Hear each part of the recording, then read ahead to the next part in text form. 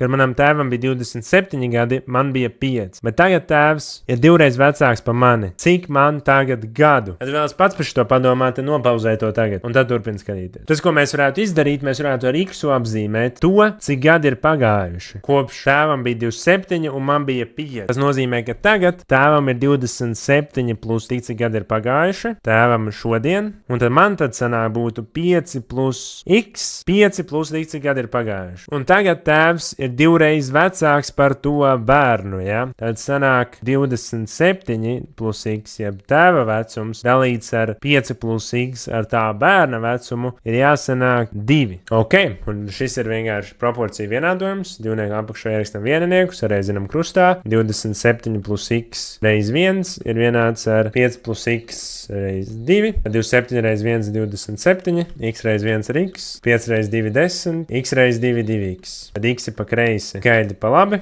un 2X mainīja pozīciju, tāda mainās zīme, X nemainīja pozīciju, 10 nemainīja pozīciju, 27 mainīja pozīciju, mainījās skaitlis, un sanāk mīnus X ir vienāds ar mīnus 17, un izdalām ar mīnus 1 abas puses, dabūjam, ka pagājuši 17 gadi, kopš mēs zinājām precīzu vecumu abiem. Tēvam šodien vecums būs tāda 27 plus X, ja 27 plus 17 būtu 44 gadi tēvam, un tad tam bērnam būtu 5 plus X, 5 plus 17 būtu 22 gadi tam bērnam. Un uzdevums ir atrasināts.